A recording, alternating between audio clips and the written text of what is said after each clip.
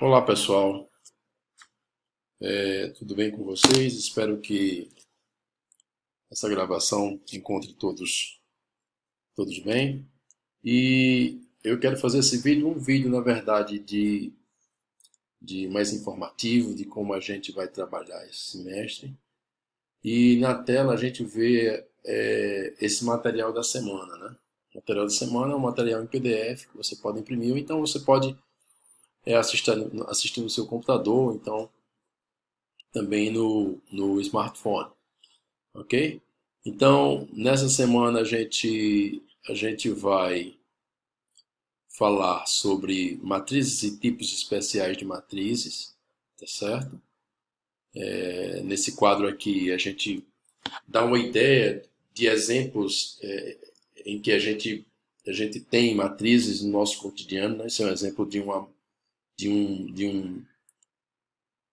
uma grade curricular, né? Que é uma organização de dados. Os dados aqui são exatamente as disciplinas do curso de matemática. Esse é um exemplo prático de matriz. A gente pode encontrar exemplos também do cotidiano, por exemplo, quando você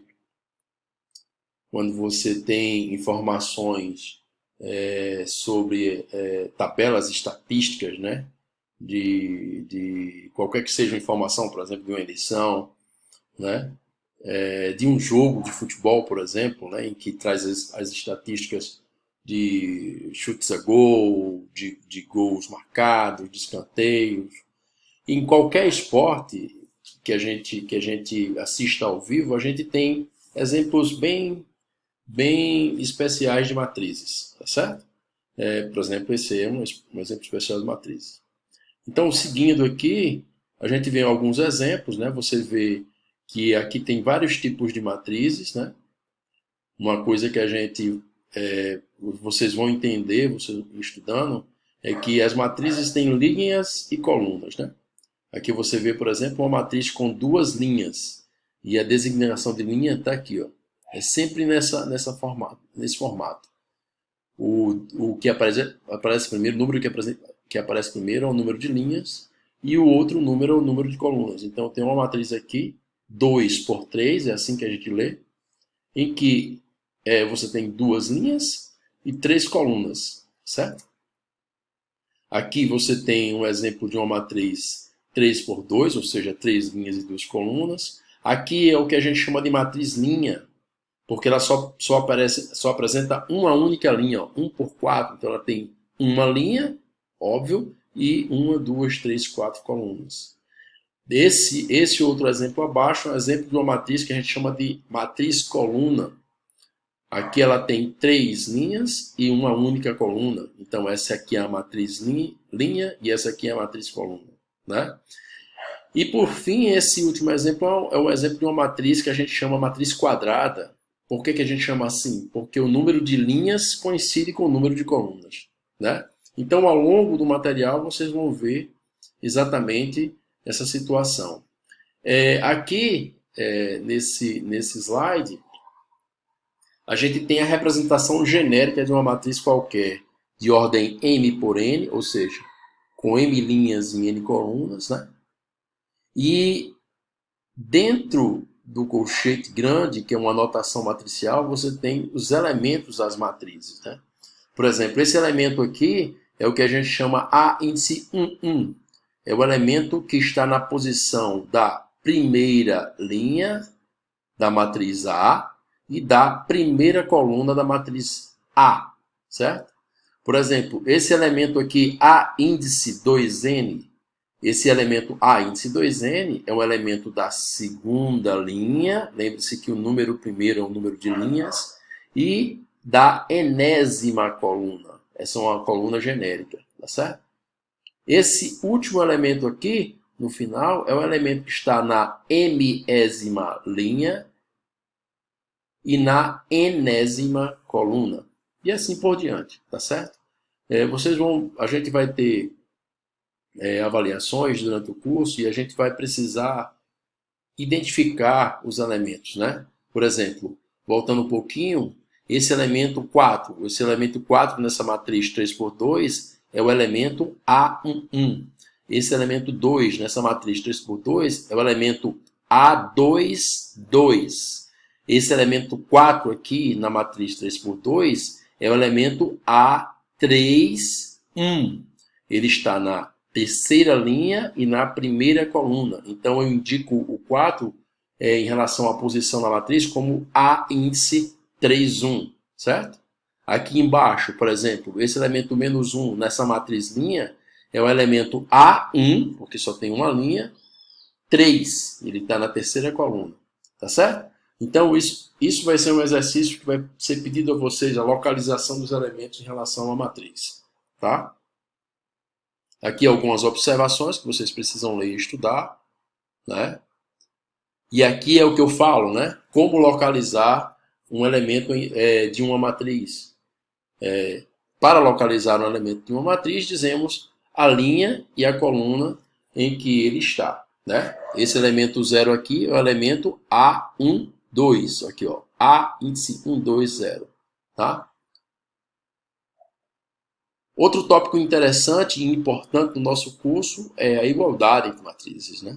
Primeiro, para falar de igualdade entre matrizes, e aí vocês vão ler com mais detalhes, as matrizes que estão postas em igualdades precisam ter a mesma ordem, ou seja, precisam ter o mesmo número de linhas e o mesmo número de colunas, tá? Diante disso, a igualdade se estabelece quando seus correspondentes elementos são iguais. Por exemplo, esse 2 aqui, que é um elemento A2, 1 na matriz que está do lado esquerdo da equação, é igual ao 2 aqui que está do lado direito da equação, que também é um elemento que está na primeira linha e na segunda coluna. E assim por diante. Vocês podem analisar essa igualdade aqui, tá?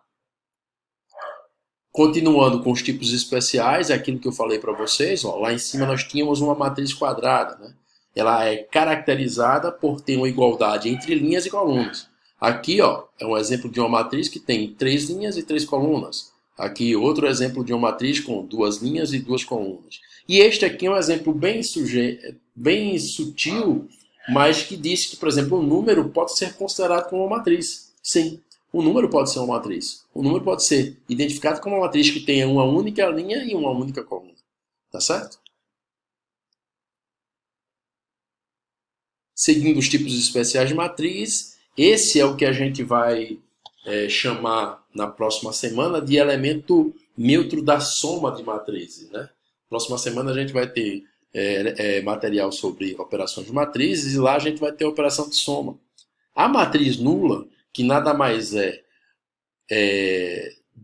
do que a matriz que é constituída de zeros, né, como seus elementos. Ó, aqui ó, você tem uma matriz de ordem 2 por 2, em que todos os elementos são nulos.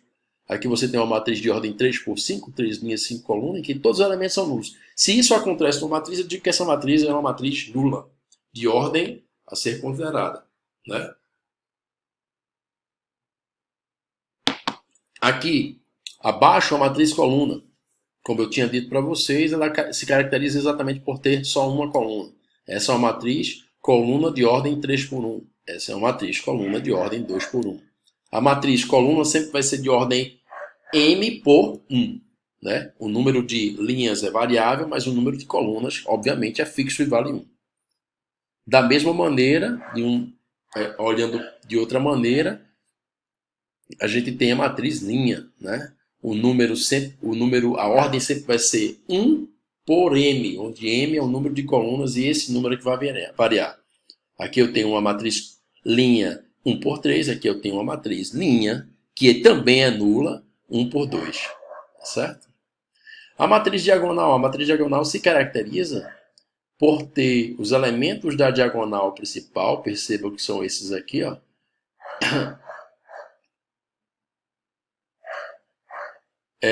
São todos diferentes de zero. Agora só que a definição me diz que se os elementos que estão fora da diagonal principal são nulos. Se os elementos fora da diagonal principal são nulos, então essa matriz é dita diagonal, mesmo que esses elementos aqui sejam nulos. Então, por exemplo, uma matriz nula de ordem quadrada pode ser considerada uma matriz diagonal, porque pela definição, os elementos que estão fora da diagonal principal são nulos, tá? Essa é uma matriz de ordem 3. Esse 3 indica que aqui é 3 por 3, né? E essa é uma matriz de ordem 4. Esse 4 indica que é uma matriz quadrada de ordem 4 por 4, ou seja, 4 linhas e 4 colunas. Certo? A matriz de identidade é uma matriz que é caracterizada por ter na diagonal principal apenas o elemento igual a 1. Os elementos são todos iguais a 1. Tá? É uma matriz quadrada, como vocês podem estar notando. É uma matriz quadrada. Né? Todos os elementos são 1, os elementos da diagonal principal, e os elementos que estão fora da diagonal principal são todos iguais a 0. Tá? E aqui tem mais tipos especiais, triangular superior, né? Essas matrizes elas costumam aparecer um pouco mais adiante, por exemplo, no curso de álgebra linear, elas não têm importância grande. O cálculo determinante também é uma coisa interessante, quando a gente for calcular o determinante de uma matriz triangular superior, é bem fácil. Né? Superior e inferior. Certo? A matriz simétrica. A matriz simétrica, e na verdade assim, esse tipo de matriz eu ainda vou tratar na próxima semana. Mas aqui tem uma definição que diz que é aquela onde M igual a N quando A e J é igual a JI. Né? Por exemplo, esse elemento, que elemento é esse? Esse é o elemento A1, 2. Então, para que ela seja simétrica, o elemento A1, 2 tem que ser igual ao elemento A2, 1. Que realmente acontece. Ó. Esse aqui é o elemento A21, esse elemento A12. Esse elemento aqui é o elemento A13 e esse elemento aqui que é o mesmo elemento A31. Esse elemento aqui é o elemento A23, assim como esse elemento A32 igual a 0. Então, essa matriz aqui, segundo a definição, ela é uma matriz quadrada em que acontece essa situação. Segundo a definição, essa matriz aqui de ordem 3 é uma matriz simétrica, tá? Então, assim, eu espero que vocês leiam com bastante cuidado esses vídeos, tá? E que possam curtir o nosso curso, tá? Um abraço a todos e tenham uma ótima semana.